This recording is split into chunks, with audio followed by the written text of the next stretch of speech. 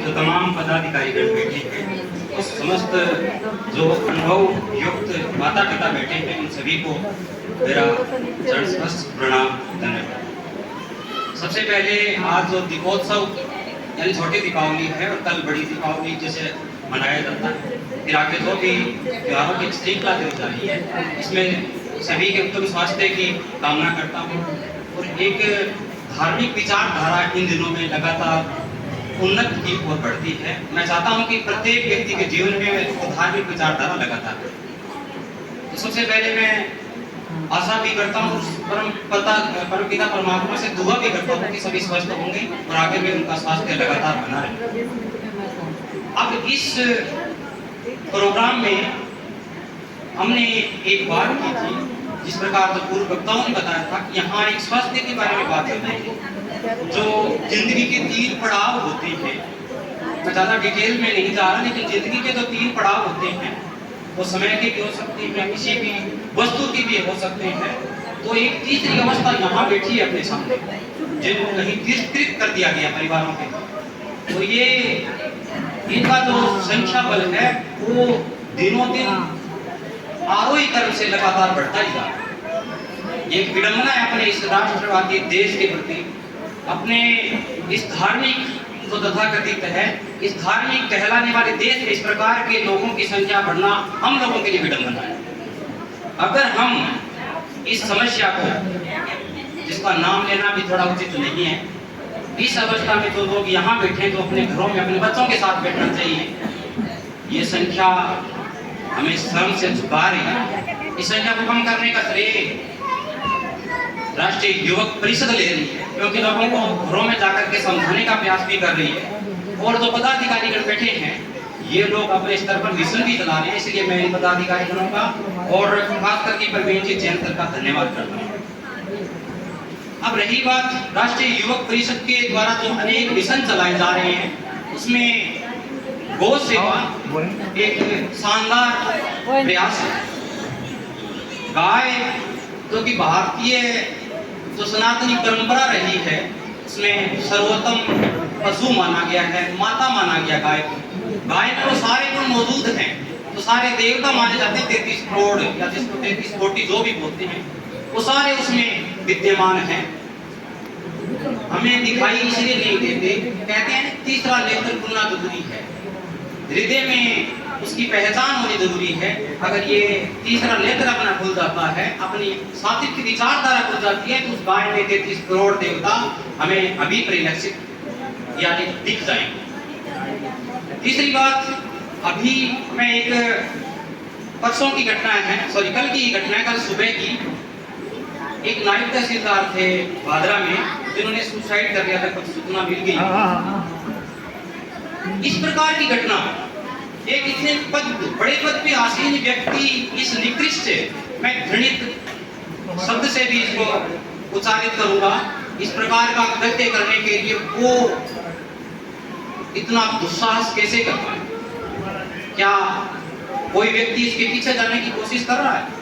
कोई भी ऐसा कार्य नहीं है जिसके पीछे कारण नहीं, संभव ही नहीं है, क्योंकि प्रकृति ने बनाया ही ऐसा है कि कोई भी कार्य होगा उसके पीछे कारण अवश्य ही। तो ये कारण हो सकता है इसका अप्रत्यक्ष कारण हो, क्योंकि सामने तो कोई सुसाइड नोट मिला नहीं, लेकिन इसके पीछे जहां तक मुझे लगता है पारिवारिक हिस्ट्री रही होगी, उसका जो दोस्तों का दायरा है उसमें कोई समस्या रही होगी, उसका जो कर्मस्थल है वहां कोई समस्या रही होगी। मैंने जो कयास लगाए हैं, मुझे कहीं कहीं लगता है उसका कॉम्प्रोमाइज में कहीं समस्या होगी। दूसरा, वो अति कार्य से परेशानी हुआ होगा।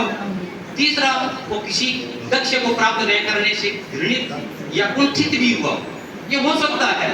लेकिन असली जांच तो देखो उसकी जो पड़ताल की जाती है, पुलिस मेडिकल डिपार्टमेंट जो भी करेंगे, उससे अंतिम परिणाम तो निकलेगा। लेकिन मेरे जो युवा पीढ़ी जो बैठे हैं, माता पिता जो बैठे हैं, पदाधिकारीगण जो बैठे हैं, ये अलग अलग तो मैंने नाम लिए बाद में है, सबसे पहले सभी मानव इंसान है। अगर इंसानियत चली गई तो ये कोई भी पद या कोई भी संस्थागत जो नाम है, जो उपलब्धि है, वो कोई मायने नहीं रखती। सबसे पहले शरीर में अगर संतुष्ट आत्मा बैठी है तो ही व्यक्ति आगे के कर्म अच्छे कर सकता है।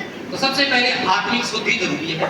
परिवारों के साथ बैठ करके अपनी समस्या का बखान कर सकते हैं। मेरी ये प्रॉब्लम है, इसको मैं सॉल्व नहीं कर पा रहा, इसलिए कम से कम आप लोग बता सकते हैं। अपने भाई को भी बता सकते हैं, बहन को भी बता सकते हैं, अपने मित्र को बता सकते हैं। ऐसी कोई समस्या नहीं है जिसका समाधान नहीं है। दुनिया में हर समस्या का समाधान है, लेकिन समाधान के दो तरीके हैं। समाधान के दो तरीके में नेगेटिव थॉट की तरफ नहीं जा रहा, क्योंकि जो मेरा साथी था उसने जो नेगेटिव मार्ग अपनाया था उस मार्ग का अनुसरण करने के लिए मैं बिल्कुल मना करता हूँ। लेकिन जो सकारात्मक मार्ग है उसमें कहीं न कहीं परिवारों का कॉम्बिनेशन में दिक्कत आ रही है। अगर घर पे डेली शाम अपने परिवार के साथ बैठ करके चर्चा करते हैं तो इस प्रकार की घटनाओं में कमी लाई जा सकती है। लेकिन जो सुसाइड करते हैं, जो चिंतित है, उन लोगों के लिए भी मैं कहना चाहता हूँ कि सुसाइड करने से पहले अगर वो व्यक्ति विचार कर ले कि तेरा अगर उस बंदे पे लटका हुआ शरीर देखेगा कोई परिवार का सदस्य, वो कल्पना करे। मुझे लगता है अगर सुसाइड करता है उस व्यक्ति को कल्पना करनी चाहिए कि मेरा जब हैंगिंग शरीर लटका हुआ है, परिवार का सदस्य एक एक आकर के जब देखेगा, परिवार का सबसे पहले पिता उसका हृदय किस अवस्था में होगा उसकी कल्पना नहीं कर सकते। उसका भाई जो दायां हाथ था, उसका दायां हाथ टूट चुका है उस मृत भाई को देकर, उस बहन के आंसू जो उस मृत शरीर को देखती है और पूरी जिंदगी देखा है, उस मृत शरीर की जो भौतिक देह का बहन है, वो बहन रो रो करके उनका ये हाल होगा, उसके चेहरे के जो आंसू टपक टपक के सूख जाएंगे, लेकिन उसके आंसू तो सूखे, लेकिन वो अंदर से लगातार रोती रहेगी। उसकी माँ का तंत्रित होता हुआ हृदय देखिए, मैं उससे कल्पना कर रहा हूँ, उस व्यक्ति से तो सुसाइड करता है तो किस प्रकार का मंजर होगा। उस व्यक्ति ने कभी सोचा, अगर थोड़ा सा भी विचार कर लिया होता तो इस प्रकार की घटना नहीं होती। मैं इस घृणित कृत्य के लिए तो कुछ नहीं कर सकता, लेकिन उस जो गत आत्मा है, जो विगत आत्मा है, उसके सुगत भविष्य के लिए कल्पना कर सकता हूँ और उस परम पिता परमात्मा से दुआ करता हूँ कि उसको परम शांति मिले। अब मैं थोड़ा सा अभी जो परिवर्तित हो रहा है समय, उसकी तरफ आ रहा हूँ। शायद बोर नहीं हो रहे होंगे, अगर बोर हो रहे हैं तो को चेंज कर देता हूँ। अभी एक दवा, खांसी की दवा के बारे में शायद स्वास्थ्य विभाग ने अलर्ट भी किया होगा कि खांसी की दवा से कई बच्चों की डेथ हो गई है और कई बड़े जो लोग हैं वो बीमार भी हुए। ऐसे ही सोशल मीडिया पे अफवाहें भी फैल रही है और कुछ न्यूज सही में भी चल रही है। तो अभी जो स्वास्थ्य विज्ञान है उसने अनुसंधान किया है कि खांसी की कुछ जो चुनिंदा मेडिसिन है उनको बैन कर दिया गया है। तो मेरा तो यही कहना है कि कोई भी दवाई है, खांसी ही नहीं, कोई भी दवाई है, बगैर चिकित्सक के परामर्श के नहीं लेनी चाहिए। तो सबसे उत्तम मेरा पूर्व विभाग है, मैडम जैसे जानते हैं, तो आयुर्वेद विभाग, उससे जो भी दवाइयाँ अगर घर पे बना सकते हैं तो उसका उपयोग करना चाहिए, क्योंकि वो दवा जल्दी असर करती है बजाय जो एलोपैथिक मेडिसिन है। इसका लेने का तरीका अलग हो सकता है, दवा लेनी कैसे। तो इसके लिए सबसे पहले जैसे खांसी की बात कर रहे थे, मैं अगर आप चाहो तो मैं छोटी सी मेडिसिन बता सकता हूँ, तो घर पे कर सकते हैं, क्योंकि खांसी का टाइम है, सर्दी आ रही है ना, खांसी आएगी कब बनेगा, इसके लिए छोटा सा चूर्ण होता है, घर पे बना सकते हैं। सीतोपलाती कौन नाम सुना होगा, सीतोपलाती सुना है क्या नाम। दूसरी समस्या क्या रहती है, ये तो खांसी की कफ की प्रॉब्लम आने वाली, दूसरी समस्या आम बन गई, वो है गैस की, तेजाब की, लगभग आम है, सीधी बात है, कॉन्स्टिपेशन की। ये दो चीजें अगर आप चाहो तो मैं बता सकता हूँ, मेडिसिन है जो घर पे बना सकते हैं। अगर आप चाहो तो नहीं तो मैं इसको क्लोज करता हूँ जी, थैंक यू सर। तो सबसे पहली बात की है मैंने सीतोपलाती चूर्ण की, इसमें कितने नाम आ रहे हैं, सीतोपलाती 5 आ रहे हैं ना, 5 तो भी याद हो जाना चाहिए। सी से क्या होता है, सीते सीता मिश्री, मिश्री जो बोलते हैं ना, सीता मिश्री जिसको बोलते हैं, सी का मतलब वो हो गया, याद रह जाएगा। फिर तय, तय कहती है तुंग, तुंग किसको बोलते हैं, बांस का गोंद होता है ना, बसलोचन नाम सुना होगा, सफेद रंग का पाउडर होता है, तो कैल्शियम की कमी जिस पेशेंट की होती है उसको दी जाती है। तुंग, सी से सीतापलाती, सीतोपलाती में सी से सीता मिश्री, तय से तुंग यानी बसलोचन। फिर आगे कौन सा शब्द आ रहा है बताओ आप, बताओ। पै पै आ रहा ना प्लादी, पै कहते हैं पिपली, पिपली छोटी छोटी होती है काले रंग की, देखी होगी बंसारी के पास में लगभग जो बड़े माता बेटे हैं वो बता सकते हैं। इलायची को कहते हैं, इलायची छोटी बड़ी होती है, छोटी इलायची यहाँ काम आएगी। फिर दायत है मतलब दालचीनी घर में मिल जाती है, लगभग चीजें घर में मिल जाती हैं।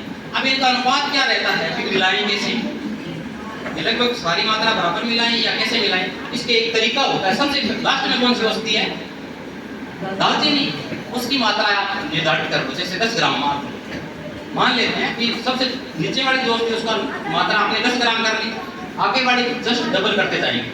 तो दालचीनी की कितनी होगी, जैसे 10 ग्राम मान लो एक तरह से, उससे ऊपर वाली वस्तु कौन सी है, तो पल्ला इलायची, इलायची की कितनी हो जाएगी, उसकी जस्ट डबल कितनी 20 ग्राम। फिर उससे आगे पिपली, पिपली की कितनी होगी, उसकी डबल यानी 30 नहीं 40 हो जाएगी। फिर उससे आगे वाले की 80 हो जाएगी और मिश्री की हो जाएगी 160 ग्राम। समझ में आ गया ना, ये मात्रा बना सकते हैं। ये सबसे बढ़िया कफनाशक वस्तु है शहद के साथ, जिसका मधुमेह नहीं है, शुगर का पेशेंट नहीं है वो ले सकता है। अगर शुगर का पेशेंट है तो उसको डॉक्टर की राय लेनी जरूरी है, ठीक है ना। ये सिथोप्लाजिन है, अपने जो कफ बढ़ेगा उसको शांत करेगा।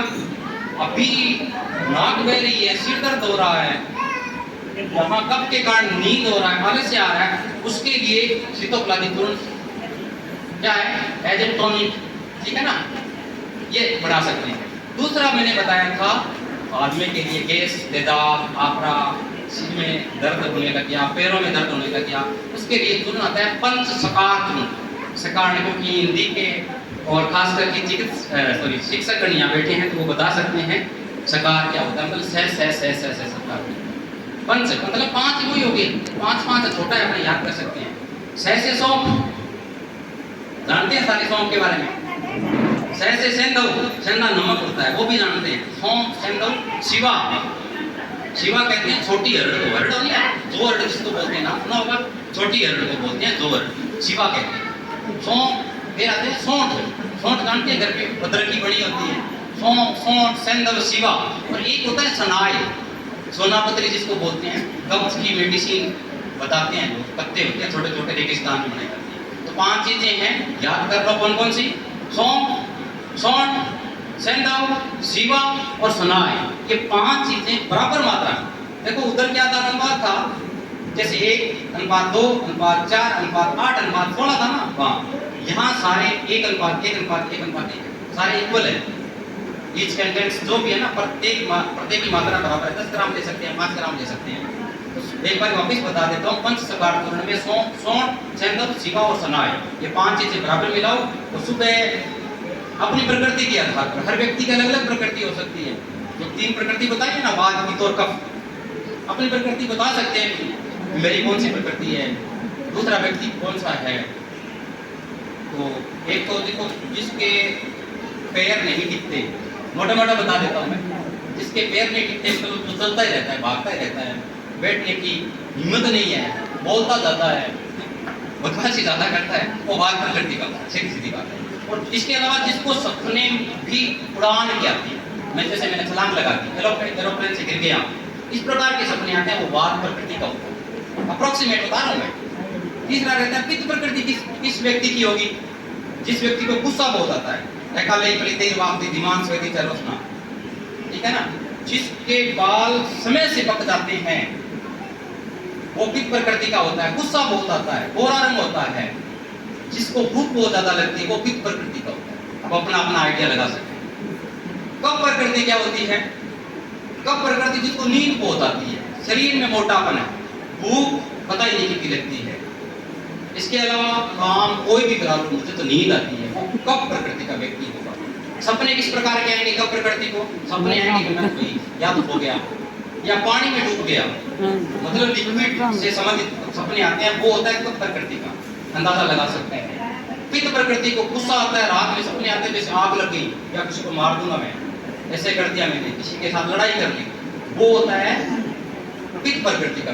तो भागता ही रहता है, उड़ता ही रहता है, वो वात प्रकृति का है। लेकिन ऐसा कोई भी व्यक्ति नहीं है जिसकी केवल वात हो, केवल पित्त और केवल कफ, क्योंकि हर व्यक्ति में 3 दोष है तो उसकी मात्रा कम ज्यादा हो सकती है, तो कम से कम 2 प्रकृति तो होगी। जिसकी 2 होती है एक साथ उसको बोलते हैं संसर्गज प्रकृति। क्या बोलते हैं, संसर्गज। कफ और पित्त 2 हो गए उसको संसर्गज बोलते हैं। लेकिन ऐसा व्यक्ति जो तीनों दोष भी जिसमें है, मात्रा बराबर है, उसको बोलते हैं सलीपातक। कहते हैं ना सलीपातक जोहर हो गया, जिसमें बुखार हो गया, बहुत दिक्कत से बहुत टाइम से स्वस्थ होगा, तो उस प्रकृति सलीपातक है वो भी सही नहीं है। लेकिन सारे दोष है वो एक उचित मात्रा में होने जरूरी है। तो शायद मैंने ज़्यादा समय जाया कर दिया आप लोगों का, तो धन्यवाद मैम। बताइए। भाई साहब की जगह मैंने इनकी कमांड संभाली है। रणवीर जी का बहुत बहुत धन्यवाद कि उन्होंने इतने हमें जो जानकारी दी है। इन्होंने अपने सामाजिक दायित्व के साथ साथ मानसिक रूप से और व्यवसायिक रूप से कंप्लीट किया है सबको कि जैसे सामाजिक रूप से इन्होंने समाज में जो मृत्यु की समस्या है उनको लिया, साथ ही जो सुसाइड जैसी समस्या है उससे कितने जो यहाँ यंग जनरेशन बैठी है वो उस कल्पना से जो इन्होंने कल्पना की है उसको सोचकर कितने दोस्तों से वो शेयर करेंगे। कम से कम अगर वो कल्पना भी पहले, अगर सुसाइड से पहली बात तो ऐसी सोच ही हमारे लिए नकारात्मक सोच होनी नहीं चाहिए। संघर्ष जिंदगी के मुख्य आयामों में से है और हमें संघर्ष को छोड़कर इस तरह की किसी भी एक तरह से बीमारी को अपनाना हमारे किसी के लिए भी, किसी बच्चे के लिए भी अच्छा नहीं है।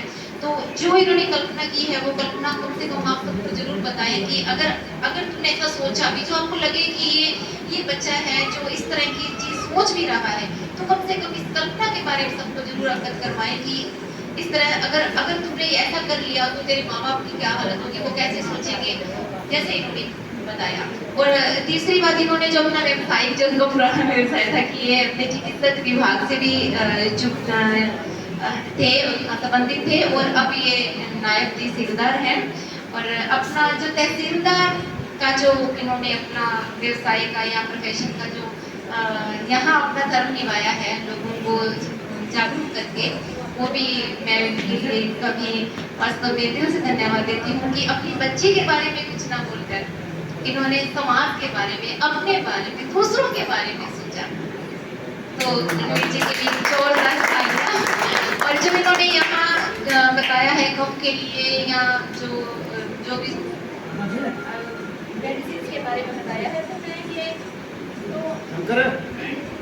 मेरा इनसे निवेदन है कि हमारा जो ग्रुप है उसमें ये अपना जो भी, क्योंकि हम भूल जाएंगे, सीधी सी बात है, जो इन्होंने बताया है इन्होंने अपने हटाने की बड़ी कोशिश करी है पर हम भूल जाएंगे। तो कम से कम जो ग्रुप में ये चीज जरूर डाले कि अगर आज ये कफ के लिए या फिर जो गैस कफ के लिए जो भी और भी कोई है इस तरह की मेडिसिन जो आदमी मुख्य बीमारियों को ठीक करने की वास्तव में अपनी क्षमता रखती है, तो वो हमें अवगत करवाए और साथ में हमें परमानेंट सोल्यूशन मिल जाए।